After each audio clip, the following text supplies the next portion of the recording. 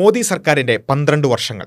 ഈ കാലയളവിൽ ചെറുതും വലുതുമായ ഒരുപാട് സമരങ്ങൾ നടന്നിട്ടുണ്ട്. നമ്മുടെ ഓർമ്മയിലേക്ക് പെട്ടെന്ന് വരുന്നത് അഗ്നിപത് സമരങ്ങൾ, അതേപോലെ തന്നെ JNU വിദ്യാർത്ഥി സമരങ്ങൾ, അതേപോലെ തന്നെ നോട്ട് നിരോധനവുമായി ബന്ധപ്പെട്ടുള്ള സമരങ്ങൾ, SC/ST ആക്റ്റുകൾക്കെതിരായ സമരങ്ങൾ, റഫേൽ ഡീലുമായി ബന്ധപ്പെട്ടുള്ള സമരങ്ങൾ, ആൻറ്റി CA/NRC പൗരത്വ പ്രക്ഷോഭവുമായി ബന്ധപ്പെട്ടുകൊണ്ട് രാജ്യവ്യാപകമായി നടന്ന സമരങ്ങൾ, അതേപോലെ തന്നെ കർഷക സമരം, പെഗാസസ് സർവൈലൻസ് സോഫ്റ്റ്വെയറുകളുമായി ബന്ധപ്പെട്ടുള്ള സമരങ്ങൾ, അതേപോലെ തന്നെ മണിപ്പൂർ കലാപവുമായി ബന്ധപ്പെട്ടുള്ള സമരങ്ങൾ, ഇങ്ങനെ അനേക സമരങ്ങൾ. ഏറ്റവും അവസാനം നീറ്റിൻ്റെ സമരം നമ്മൾ കണ്ടുകൊണ്ടിരിക്കുകയാണ്. അപ്പോൾ നമ്മൾ ആലോചിച്ച് നോക്കുക, ഇത്രയും കാലത്തെ ഈ 12 വർഷത്തെ ഞാൻ പേരെടുത്തു പറഞ്ഞതല്ലാത്ത ഒരുപാട് സമരങ്ങൾ നടന്നിട്ടുണ്ട്.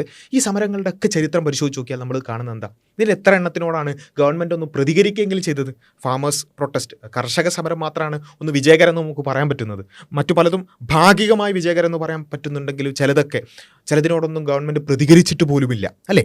പക്ഷേ ഇങ്ങനെയുള്ള ഗവൺമെൻറ്, നമുക്ക് ഈ ഗവൺമെൻറ്റിൻ്റെ സമരങ്ങളോടുള്ള അതിൻ്റെ പ്രതികരണം നമുക്ക് കൃത്യമായി അറിയാമെങ്കിൽ നമ്മൾ ഒരുപക്ഷെ അത്ഭുതപ്പെട്ടു പോകുന്ന രൂപത്തിലുള്ള പ്രതികരണമാണ് ഈ കഴിഞ്ഞ ഏതാനും ദിവസങ്ങളായി ഡൽഹിയിൽ നടന്നുകൊണ്ടിരിക്കുന്ന വിദ്യാർത്ഥി സമരങ്ങളുടെ വിഷയത്തിൽ നമ്മൾ കണ്ടുകൊണ്ടിരിക്കുന്നത്. ഏതാനും ദിവസങ്ങൾ മാത്രം പ്രായമുള്ള ഒരു സംഘത്തോട് കേന്ദ്ര ഗവൺമെൻറ് വന്നിട്ട് ചർച്ച ചെയ്യാം. ഒരുപക്ഷെ ജനാധിപത്യത്തിൽ അത് വളരെ സ്വാഭാവികമായിരിക്കാം. പക്ഷേ മോദി ഗവൺമെൻറ്റിനെ സംബന്ധിച്ചിടത്തോളം അത് അങ്ങേയറ്റം അസ്വാഭാവികമാണ്. ഒരിക്കലും സംഭവിക്കാൻ സാധ്യതയില്ലാത്തൊരു കാര്യമാണ്. സ്ഥാപിച്ചിട്ട് ദിവസങ്ങൾ പോലും ആയിട്ടില്ലാത്തൊരു പാർട്ടി എന്ന് പറയാൻ പറ്റുമെന്ന് ചോദിച്ചാൽ അതൊന്ന് ശങ്കിച്ച് നിൽക്കേണ്ടത്. അങ്ങനെ ഒരു സംഘത്തോട് മോദി ഗവൺമെൻറ്റിൻ്റെ മന്ത്രിമാർ നേരിട്ട് വന്ന് ചർച്ച ചെയ്യുന്നു, അവരോട് നെഗോഷിയേറ്റ് ചെയ്യുന്നു, അവരുടെ ആവശ്യങ്ങൾ അംഗീകരിക്കുന്നു. അർദ്ധരാത്രി പ്രധാനമന്ത്രി ഒരു അങ്കിൾ സെൽഫി വീഡിയോ പോസ്റ്റ് ചെയ്യുന്നു. ഇങ്ങനെ ഒരു പ്രതികരണം ഒരിക്കലും നമ്മൾ പ്രതീക്ഷിക്കാത്തതാണ്. ഇവിടെയാണ് നമ്മൾ പരിശോധിച്ച് നോക്കേണ്ടത്. ഈ കഴിഞ്ഞ 12 വർഷങ്ങളായി നടന്നുകൊണ്ടിരിക്കുന്ന സമരങ്ങളിൽ ഒന്നും കാണാത്ത, ഈ സമരത്തിൽ മാത്രം കാണുന്ന ഒരു പ്രത്യേകത എന്താണ്? അല്ലെങ്കിൽ മോദി ഗവൺമെൻറ്റിൻ്റെ സമരങ്ങളോടുള്ള സമീപനത്തിൻ്റെ വിഷയത്തിലുള്ള പ്രത്യേകത എന്താണ് എന്നുള്ളത് നമ്മൾ കൃത്യമായി മനസ്സിലാക്കേണ്ടത്. ഈ ഗവൺമെൻറ്റിനെ സംബന്ധിച്ചിടത്തോളം അത് നമുക്കറിയാവുന്നതുപോലെ തന്നെ സമരങ്ങളോടെല്ലാം നിഷേധാത്മകമായി മാത്രം പ്രതികരിച്ചിട്ടുള്ളതാണ്. കർഷകർ ഒരു വർഷത്തെ സമരം നടത്തിയതിനു ശേഷമാണ് അതിനോട് എന്തെങ്കിലും ഒരു പ്രതികരണം ഉണ്ടായിട്ടുള്ളത്. ഒരു നിലക്കും രക്ഷയില്ല എന്ന് കണ്ടപ്പോൾ മാത്രമാണ് അതിനോട് പ്രതികരിച്ചിട്ടുള്ളത്. മറ്റു പല സമരങ്ങളോടും ആ രൂപത്തിൽ തന്നെയാണ്. നമ്മൾ ആലോചിച്ച് നോക്കുക, ഇങ്ങനെയുള്ള പ്രശ്നങ്ങൾ വേറെ ഏതെങ്കിലും ഒരു 2014 മുമ്പേക്ക്, അതിനു മുമ്പുള്ള ഇന്ത്യയെക്കുറിച്ച് നമുക്ക് ചിന്തിക്കാൻ ഇപ്പോൾ ഓർമ്മ വരുന്നുണ്ടെങ്കിൽ, നമ്മുടെ ഓർമ്മ അത്രത്തോളം നശിച്ചിട്ടില്ല എന്നുണ്ടെങ്കിൽ നമ്മളൊന്ന് ആലോചിച്ചാൽ ഒരിക്കലും വേറെ ഏതെങ്കിലും ഒരു ഗവൺമെൻറ്റിൻ്റെ കീഴിൽ ഇത്രയും വലിയ പ്രശ്നങ്ങൾ പ്രതികരിക്കപ്പെടാതെ പോകില്ല. അല്ലെങ്കിൽ അതിനോട് ഏതെങ്കിലും തരത്തിൽ രാജിയോടെ അല്ലെങ്കിൽ അതിനെ അംഗീകരിക്കാതെയോ മുന്നോട്ട് പോകുക എന്നുള്ളത് പോസിബിൾ ആയിരുന്നില്ല. പക്ഷേ മോദി ഗവൺമെൻറ്റിന് ശേഷം എന്ത് സംഭവിച്ചു എന്നുള്ളത് നമ്മൾ ഓരോരുത്തരും അനുഭവിച്ചൊരു കാര്യമാണ്, അല്ലേ? അതിൻ്റെ ഒരു കാര്യം എന്താ വെച്ചാൽ അതിനോടൊന്നും പ്രതികരിക്കേണ്ട കാര്യമില്ല. അത് എത്ര തന്നെ അവർ ഒച്ചപ്പാടാക്കിയാലും അല്ലെങ്കിൽ അത് അവർ സമരം ചെയ്താലും അതൊന്നും ഞങ്ങളെ ബാധിക്കുന്ന ഒരു വിഷയമല്ല എന്നും അതിനെയൊക്കെ അടിച്ചൊതുക്കാൻ ചില പൊടിക്കൈകൾ ഞങ്ങളുടെ കയ്യിലുണ്ട് എന്നൊരു അഹങ്കാരവുമായിരുന്നു ഇത്രയും കാലം ഗവൺമെൻറ്റിനെ മുന്നോട്ട് നയിച്ചത് എന്നുള്ളത് നമ്മൾ മനസ്സിലാക്കണം, അല്ലേ? അല്ലെങ്കിൽ ഒന്ന് ആലോചിച്ച് നോക്കുക, ഇന്ത്യ പോലുള്ളൊരു ജനാധിപത്യ രാഷ്ട്രത്തിൽ ഒരു പ്രധാനമന്ത്രിക്ക് അൺസ്ക്രിപ്റ്റഡായ ചോദ്യങ്ങളെ നേരിടാതെ, മാധ്യമപ്രവർത്തകരെ അൺസ്ക്രിപ്റ്റഡായി നേരിടാതെ ഇത്രയും കാലം മുന്നോട്ട് പോകുക എന്നുള്ളത് ആർക്കെങ്കിലും ചിന്തിക്കാനെങ്കിലും പറ്റുമോ? പക്ഷെ അത് സംഭവിച്ചിരിക്കുന്നു. 12 വർഷമായിട്ട് അൺസ്ക്രിപ്റ്റഡായ മാധ്യമപ്രവർത്തകരെ നേരിടുന്ന ഒരു അവസ്ഥയില്ലാത്തൊരു പ്രധാനമന്ത്രി, ടെലിപ്രോംപ്റ്റർ നോക്കിക്കൊണ്ടല്ലാതെ സെൽഫി വീഡിയോ പോലും പോസ്റ്റ് ചെയ്യാൻ അറിയാത്ത ഒരു പ്രധാനമന്ത്രി, അത് ഇന്ത്യ പോലുള്ളൊരു രാജ്യത്ത് അത് പോസിബിൾ ആകുന്നു എന്നുള്ളതാണ്. പലപ്പോഴും നമ്മൾ ഈ ഏകാധിപതികളെക്കുറിച്ച് ചരിത്രത്തിൽ വായിക്കുമ്പോൾ നമ്മളൊക്കെ ഇങ്ങനെ നോക്കാറുണ്ട്, അവിടുത്തെ ജനങ്ങളൊക്കെ എന്താ മൊണ്ണകളാണോ എന്ന് നമ്മൾ പലപ്പോഴും ആലോചിക്കാറുണ്ട്. കാരണം എന്താ ഇത്രയൊക്കെ സംഭവിച്ചിട്ടും ഒന്ന് പ്രതികരിക്കാത്ത ജനങ്ങളോ എന്നൊക്കെ നമ്മൾ ആലോചിക്കാറുണ്ട്. പക്ഷേ ഇപ്പം നമ്മളത് അനുഭവിച്ചു കൊണ്ടിരിക്കുകയാണ്, അല്ലേ? കാരണം എന്താ, നമ്മൾ എത്ര സമരം ചെയ്താലും എത്ര കൊച്ചപ്പാടാക്കിയാലും എന്തൊക്കെ ചെയ്താലും ഗവൺമെൻറ് അതൊന്നും ഗൗനിക്കാൻ പോകുന്നില്ല. അല്ലെങ്കിൽ അതിനെയൊക്കെ അടിച്ചമർത്താൻ ഗവൺമെൻറ്റിൻ്റെ കയ്യിൽ ചില മെഷീനറീസ് ഉണ്ട്, ചില പൊടിക്കൈകൾ ഉണ്ട് എന്നത് നമ്മളിൽ നോർമലൈസ്ഡ് ആയിരിക്കുകയാണ്. അല്ലെങ്കിൽ ഒന്ന് ആലോചിച്ച് നോക്കൂ സുഹൃത്തുക്കളെ, ഏതാനും കഴിഞ്ഞ വർഷങ്ങളായിട്ട് നമ്മൾ ഡിസ്കസ് ചെയ്തുകൊണ്ടിരിക്കുന്ന ഇലക്ഷൻ കമ്മീഷനുമായി ബന്ധപ്പെട്ടുള്ള പ്രശ്നങ്ങൾ നേരിട്ട് സ്ക്രീനിൽ കാണിച്ചിട്ടാണ് രാഹുൽ ഗാന്ധി പത്രസമ്മേളനം നടത്തിയത്, അല്ലേ? അവിടുത്തെ വോട്ടേഴ്സ് ലിസ്റ്റിലെ ഓരോരുത്തരുടെയും അതിലുള്ള കള്ളക്കളികളും അതിലെ പ്രശ്നങ്ങളും നേരിട്ട് സ്ക്രീനിൽ തെളിവുകൾ സഹിതമാണ് മുന്നോട്ട് വെച്ചിട്ടുള്ളത്. അങ്ങനെയൊന്ന് ഇന്ത്യയിൽ നടന്നാൽ യഥാർത്ഥത്തിൽ രാജ്യം ഇളകി മറിയേണ്ടതായിരുന്നു, അല്ലേ? പക്ഷെ നമുക്കത് നോർമലൈസ്ഡ് ആയിരുന്നു. നമ്മൾ പോലും രാഹുൽ ഗാന്ധിൻ്റെ എന്തൊക്കെയല്ലേ സംഭവിക്കുന്നത്, ഇങ്ങനെയൊക്കെ സംഭവിക്കുമോ, നമ്മുടെ ഒരു രാജ്യത്തിൻ്റെ അവസ്ഥ എന്താ എന്ന് നമ്മളും പറഞ്ഞു, നമ്മളും കുറച്ച് ഡയലോഗ് അടിച്ചു, അവിടെ നിർത്തി. ഇത് നോർമലൈസ്ഡ് ആയിരിക്കുകയാണ്. നമ്മുടേതല്ല ഈ രാജ്യം, അല്ലെങ്കിൽ ഈ രാജ്യത്തിൻ്റെ സിസ്റ്റം എന്ന് പറയുന്നത് അതങ്ങനെയൊക്കെ തന്നെയാണ്. അതിൽ ഒരു ഭാഗമില്ല. ഇതിനു മുമ്പൊക്കെ നമ്മൾ ഇന്ത്യയുടെ ഭാഗമാണ്, അല്ലെങ്കിൽ ഈ സിസ്റ്റം എന്ന് പറയുന്നത് നമ്മളും കൂടിയതാണ് എന്ന ചിന്തക്കപ്പുറത്തേക്ക് നമ്മൾക്ക് അതിന് പുറത്താണ് എന്ന് ഓരോ വിഭാഗം ജനങ്ങളും ചിന്തിക്കുന്ന അവസ്ഥയിലേക്ക്, അതിനോടൊന്നും പ്രതികരിച്ചിട്ടൊരു കാര്യമില്ല എന്ന് ചിന്തിക്കുന്ന അവസ്ഥയിലേക്ക് രാജ്യം പോയി. ഇവിടെ നമ്മൾ മനസ്സിലാക്കേണ്ടത്, അവിടെ ഈ പറഞ്ഞതുപോലെ അനേകം സമരങ്ങൾ നടന്നിട്ടുണ്ട്. ഒരു തരത്തിലും ശബ്ദം തിരിച്ചുയർന്നിട്ടില്ല എന്നോ സമരങ്ങൾ നടന്നിട്ടില്ല എന്നല്ല പറയുന്നത്. സമരങ്ങൾ നടന്നിട്ടുണ്ട്. പക്ഷേ ആ സമരങ്ങളോടൊക്കെ അതൊക്കെ എങ്ങനെ പാളിപ്പോയത്, അല്ലെങ്കിൽ ഗവൺമെൻറ്റിന് അതിനോട് പ്രതികരിക്കേണ്ട ബാധ്യതയില്ലാത്ത രൂപത്തിലേക്ക് എങ്ങനെയാണ് അതെല്ലാം ഇല്ലാതായി പോയത് നമ്മൾ പരിശോധിച്ച് നോക്കേണ്ടതുണ്ട്. അവിടെ യഥാർത്ഥത്തിൽ നമ്മൾ ഓരോരുത്തരും, ഇന്ത്യക്കാരായ ഓരോരുത്തരും, ഇത് ഞാൻ കേൾക്കുന്നത് BJP-ക്കാരാണെങ്കിൽ പോലും ഞാൻ പറയുന്നത് നിങ്ങളിത് മനസ്സിലാക്കണം എന്നാണ്. കാരണം നമുക്ക് ഓരോരുത്തർക്കും പല ആവശ്യങ്ങൾ, ഇപ്പോൾ വിലക്കയറ്റം, അത് BJP-ക്കാരനെ ബാധിക്കാത്തൊരു വിഷയമൊന്നുമല്ല അല്ലേ, എല്ലാവരെയും ബാധിക്കുന്നൊരു വിഷയമാണ്. തൊഴിലില്ലായ്മ, ഇതൊക്കെ നമ്മളെ ഓരോരുത്തരെയും ബാധിക്കുന്ന വിഷയമാണ്. പക്ഷേ ഇനി നിങ്ങൾക്ക്, BJP-ക്കാരായ നിങ്ങൾക്ക് ഇതൊക്കെ ബാധിച്ചാലും നിങ്ങൾക്കൊന്നും ചെയ്യാനില്ല. കാരണം എന്താ, അത് നമ്മളെത്ര ഒച്ചപ്പാടാക്കിയിട്ടും കാര്യമില്ല, ഗവൺമെൻറ് അതൊന്നും ഗൗനിക്കാൻ പോകുന്നില്ല എന്നൊരവസ്ഥ നമ്മുടെ രാജ്യത്ത് ഉണ്ടാവേണ്ടതുണ്ടോ എന്നുള്ളത് നമ്മൾ ഓരോരുത്തരുമാർ ആലോചിക്കേണ്ടത്. എങ്ങനെയാണ് ഈ സമരങ്ങൾ ഇല്ലാതാകുന്നത്, ഈ സമരങ്ങളുടെ വോയിസ് എങ്ങനെയാണ് കുറഞ്ഞു പോകുന്നത്, അല്ലെങ്കിൽ അത് കുറച്ച് കളയുന്നത് എങ്ങനെയാണ്, അത് നമ്മൾ പരിശോധിച്ച് നോക്കിയാൽ ഈ ജൻസി പ്രൊട്ടസ്റ്റുമായി അല്ലെങ്കിൽ വിദ്യാർത്ഥി സമരവുമായി അത് എന്തുകൊണ്ട് ബാധിച്ചില്ല എന്നുള്ളതിലേക്ക് നമുക്കത് കൃത്യമായൊരു വെളിച്ചം അവിടുന്ന് കിട്ടും. പലപ്പോഴും ഈ സമരങ്ങളെയൊക്കെ ചാപ്പയടിക്കുക എന്നുള്ളതാണ് ചെയ്യുക. അത് കമ്മ്യൂണിസ്റ്റുകളാണെന്നുണ്ടെങ്കിൽ അവരെ അർബൻ നക്സലുകളും അങ്ങനെ ഇങ്ങനെ എന്നൊക്കെ പറഞ്ഞാൽ കുറച്ച് ടേംസ് ഉണ്ട്. അത് കുരക്കാൻ വേണ്ടി മാത്രമായിട്ട് ഗോദി മീഡിയകളിൽ കുറച്ച് കുരക്കുന്ന പട്ടികൾ അവിടെ നമുക്ക് കാണാൻ സാധിക്കും. അങ്ങനെയുള്ള കുറച്ച് ആൾക്കാർ ഇങ്ങനെ എന്ത് ചെയ്യും, നിരന്തരം ഇതിങ്ങനെ സംസാരിച്ചു കൊണ്ടിരിക്കും.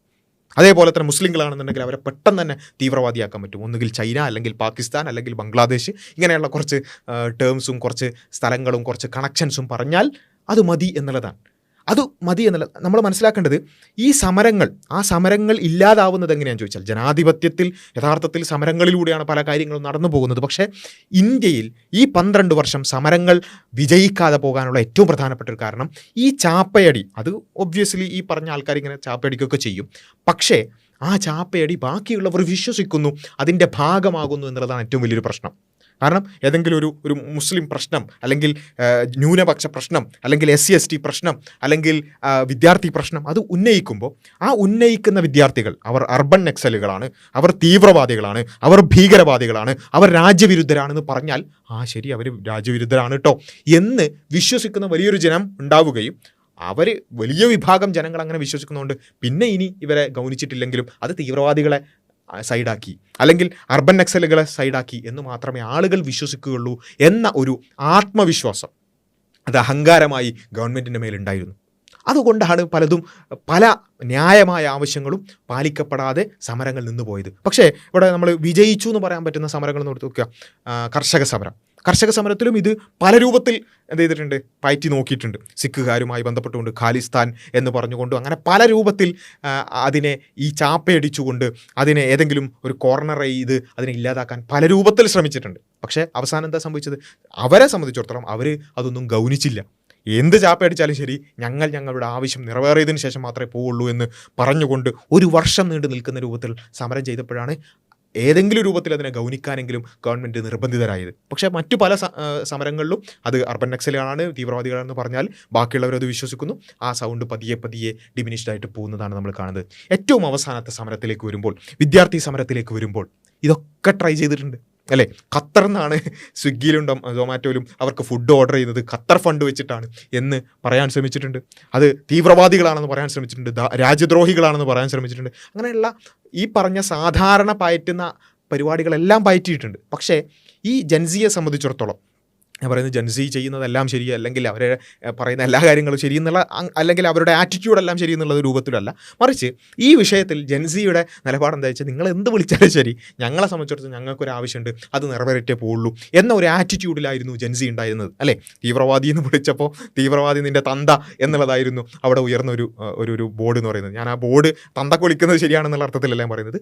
അതായിരുന്നു ആ ആറ്റിറ്റ്യൂഡ് എന്ന് പറയുന്നത്. എന്ന് വെച്ചാൽ നിങ്ങൾ എന്ത് ചാപ്പടിച്ചാലും ശരി, അത് ഞങ്ങൾക്കറിയാം ഞങ്ങൾ ആരാണ് എന്നുള്ളത്, അത് ഞങ്ങൾ നിറവേറ്റിക്കൊണ്ട് മാത്രമേ പോവുള്ളൂ എന്നുള്ള ഒരു ആറ്റിറ്റ്യൂഡിലായിരുന്നു ഈ ജൻസി ഉണ്ടായിരുന്നത്. അവിടെ യഥാർത്ഥത്തിൽ ഈ പറഞ്ഞ ചാപ്പയടിക്കലും കോർണർ ചെയ്യാനുള്ള എല്ലാ ശ്രമങ്ങളും പരാജയപ്പെട്ടതിന് ശേഷം മാത്രമാണ് അങ്കിൾ സെൽഫികളും അതേപോലെ തന്നെ ചർച്ചകളും എല്ലാം ഉണ്ടായത് എന്നുള്ള നമ്മൾ പ്രത്യേകം ഓർമ്മിക്കേണ്ടതുണ്ട്. അതിന് വേറെ ചില കാരണങ്ങൾ കൂടിയുണ്ട്. ഈ സമരം നടത്തിയവർക്ക് ചില പ്രിവിലേജുകളുണ്ട് തീർച്ചയായും. അവർ വരുന്ന ഒരു പൊതുവായ ഒരു സാമൂഹിക പശ്ചാത്തലം എന്ന് പറയുന്നത് ആ രൂപത്തിലായതുകൊണ്ടും അല്ലെങ്കിൽ അത്രയും മിക്സ്ഡ് ആയിട്ടുള്ള പശ്ചാത്തലങ്ങളിലുള്ളവരും ആയതുകൊണ്ടായിരിക്കാം ചാപ്പയടി ആ രൂപത്തിൽ ഏശാതെ പോയത് എന്നുള്ളത് നമുക്ക് മനസ്സിലാക്കാവുന്നതാണ്. ഒരുപക്ഷെ ഒരു മുസ്ലിം ആവശ്യങ്ങൾക്ക് വേണ്ടി അല്ലെങ്കിൽ ന്യൂനപക്ഷ ആവശ്യങ്ങൾക്ക് വേണ്ടിയുള്ള സമരമാണെന്നുണ്ടെങ്കിൽ ഇത് ഗൗനിക്കാതെ പോകുക എന്നുള്ളത് പോസിബിൾ ആവില്ല എന്ന് മാത്രമല്ല, ആ സമരം ചെയ്ത് എല്ലാവരെയും തീവ്രവാദിയാക്കി പെട്ടെന്ന് തന്നെ ജയിലിലാക്കുകയും ചെയ്യുമായിരുന്നു. ഇനി ഈ സമരവുമായിട്ട് ബന്ധപ്പെട്ട് തന്നെ ഏതെങ്കിലും മുസ്ലിങ്ങൾ പോയിട്ടുണ്ടെന്നുണ്ടെങ്കിൽ അവരെ പ്രത്യേകം പിടിച്ച് ജയിലിലാക്കാനും ഇന്നത്തെ ഗവൺമെൻറ്റിന് യാതൊരു മടിയുണ്ടാവില്ല എന്നുള്ളത് വേറെ കാര്യം. പക്ഷേ നമ്മൾ മനസ്സിലാക്കേണ്ട ഒരു കാര്യം, പൊതുജനം മനസ്സിലാക്കേണ്ട ഒരു കാര്യം, ഈ സമരത്തിൻ്റെ ഭാഗികമായെങ്കിലും അത് വിജയിക്കോ പരാജയപ്പെടോ അതിൻ്റെ അവസ്ഥ എന്താവും എന്നുള്ളതിനൊക്കെ അപ്പുറത്ത് ഇങ്ങനെയെങ്കിലും എത്താനുള്ള കാരണം നമ്മൾ ഓരോരുത്തരും മനസ്സിലാക്കണം. നമുക്ക് ഓരോരുത്തർക്കും ജനാധിപത്യ രാഷ്ട്രത്തിൽ ജീവിക്കുമ്പോൾ ഒരുപാട് ആവശ്യങ്ങളും അവകാശങ്ങളും നേടിയെടുക്കാനുണ്ടാവും അല്ലേ. നമ്മൾ നാളെ ഏതെങ്കിലും ഒരു ആവശ്യത്തിന് വേണ്ടി ശബ്ദം ഉയർത്തുമ്പോഴും നമുക്ക് നേരെയും ഇതേപോലെ ഏതെങ്കിലും ഒരു ചാപ്പ വരും.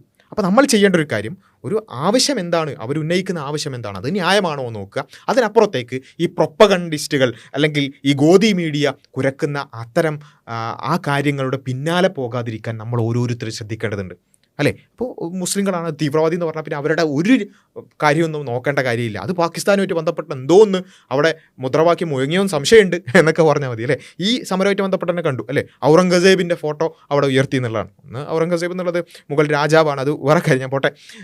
പിന്നെ ഇനി ഔറംഗസേബിന് ഇവർ കൊടുക്കുന്ന എല്ലാ നെഗറ്റീവ് ഷെയ്ഡ് വെച്ചാൽ പോലും അത് ഔറംഗസേബിൻ്റെ അതേ മാതൃകയിൽ മോദിയുടെ ഫോട്ടോ വരച്ചതാണ് അല്ലേ. പക്ഷേ ആ രൂപത്തിൽ വരെ അതൊക്കെ വെച്ചിട്ടാണ് എന്ത് ചെയ്യുന്നത്, ഈ സമരത്തെ ചാപ്പടിക്കാൻ നോക്കുന്നത്. പക്ഷേ അതൊന്നും ഏശിയില്ല, ജൻസിയുടെ മുമ്പിൽ അതൊന്നും ഏശിയില്ല എന്നുള്ളത് മാത്രമാണ് ഈ സമരത്തിൻ്റെ വിജയത്തിൻ്റെ ഏറ്റവും പ്രധാനപ്പെട്ട കാരണം എന്നുള്ളത് നമ്മൾ മനസ്സിലാക്കേണ്ടതുണ്ട്. അതുകൊണ്ട് ഇന്ത്യക്കാരെന്ന നിലക്ക് നമ്മൾ ഓരോരുത്തരും ഈ സമരത്തിൽ നിന്ന് നമ്മൾ ഉൾക്കൊള്ളേണ്ടുന്ന പാഠം, ഗവൺമെൻറ് ശബ്ദങ്ങളെ ഇല്ലാതാക്കുന്നത് ഈ പറഞ്ഞ പണി വെച്ചിട്ടാണ്. ഡിവൈഡ് ചെയ്യുക അല്ലെങ്കിൽ അവരെ കോർണർ ചെയ്യുക, എന്നിട്ട് അവരെ മൂലക്കാക്കുക. ബാക്കി എല്ലാവരും പിന്നെ ആ ഒരു നെറേറ്റീവിൻ്റെ പിന്നാലെ പോകും എന്ന ഒരു ചിന്തയാണ് അവരെ നയിക്കുന്നത്. അത് ഇനിയെങ്കിലും തിരുത്താൻ നമുക്ക് സാധിക്കേണ്ടതുണ്ട്. ആരാണെങ്കിലും അവരുടെ അവകാശങ്ങൾക്ക് വേണ്ടി സംസാരിക്കുമ്പോൾ ആ അവകാശങ്ങൾ അവരുന്നയിക്കുന്ന കാര്യത്തെ മെറിറ്റോടുകൂടി നേരിടാൻ ഇനിയെങ്കിലും ഗവൺമെൻറ്റിന് പോസിബിൾ ആകേണ്ടതുണ്ട്, അതിന് സാധ്യമാകേണ്ടതുണ്ട്. അതുകൊണ്ട് നമ്മൾ ഇനിയും അവകാശങ്ങളുമായി ബന്ധപ്പെട്ടുള്ള ശബ്ദങ്ങൾ ഉയർത്തിക്കൊണ്ടേയിരിക്കുക അല്ലേ. ഇലക്ഷൻ കമ്മീഷനുമായി ബന്ധപ്പെട്ടുള്ള പ്രശ്നം അത് അത്രമേൽ വലിയൊരു പ്രശ്നമായിട്ട് നമ്മുടെ ജനാധിപത്യത്തിൻ്റെ മേൽ തൂങ്ങിക്കിടക്കുന്ന വാളായിട്ട് കിടക്കാൻ നമുക്കിപ്പോഴും അതിങ്ങനെ വെറുതെ പറയാന്നല്ലാതെ അതിനെ കൃത്യമായി ഉയർത്താൻ നമുക്ക് സാധിച്ചിട്ടില്ല. അത്തരം വിഷയങ്ങൾ ഉയർത്തിക്കൊണ്ടുവരേണ്ടതുണ്ട്. അതിൻ്റെ പേരിൽ ആ ഉയർത്തിക്കൊണ്ടുവരുമ്പോൾ വരുന്ന ചാപ്പകളെ ഭയക്കാതെ മുന്നോട്ട് പോകാൻ നമുക്ക് സാധിക്കേണ്ടതുണ്ട്. അത് പോസിബിളാണ് എന്ന് കാണിച്ചു തരുന്ന ഒരു സമരമാണ്, ചരിത്രപരമായ ഒരു സമരമാണ് ഇവിടെ നടന്നു കഴിഞ്ഞിട്ടുള്ളത് എന്നുള്ളത്, അല്ലെങ്കിൽ അത് നടന്നുകൊണ്ടിരിക്കുന്നത് നമ്മൾ മനസ്സിലാക്കുക. അതിൽ നിന്നും ഉൾക്കൊള്ളേണ്ടുന്ന പാഠങ്ങൾ നമ്മൾ ഉൾക്കൊള്ളുക, ഒഴിവാക്കേണ്ടുന്ന കാര്യങ്ങൾ ഒഴിവാക്കുകയും ചെയ്യുക എന്നുള്ളതാണ് ഏറ്റവും പ്രധാനമായിട്ടും പറയാനുള്ളത്. ആ രൂപത്തിൽ നമ്മുടെ നാട് അത് എല്ലാവരുടേതുമാണ്. അത് ഏതെങ്കിലും ആളുകളുടെ തറവാട് സ്വത്തല്ല എന്നുള്ളത് നമുക്ക് എല്ലാവർക്കും അറിയാവുന്നൊരു കാര്യം. നമ്മുടെ ഓരോരുത്തരുടേതുമാണ് ഈ നാട്. നമുക്ക് ഓരോരുത്തർക്കും അർഹമായ അവകാശങ്ങൾ നേടിയെടുക്കേണ്ടതുണ്ട്. അതിന് ഈ രൂപത്തിലുള്ള ടാക്റ്റിക്കുകൾ കൊണ്ടുവരുന്ന ആളുകളെ ആ രൂപത്തിൽ തന്നെ നേരിടാൻ നമുക്ക് സാധിക്കേണ്ടതുണ്ട്. ഇത്തരം വിഷയങ്ങൾ കൂടുതലായിട്ട് നമുക്ക് ചർച്ച ചെയ്യാം. അടുത്ത വീഡിയോകളിൽ കാണാം. അസ്സലാമു അലൈക്കും.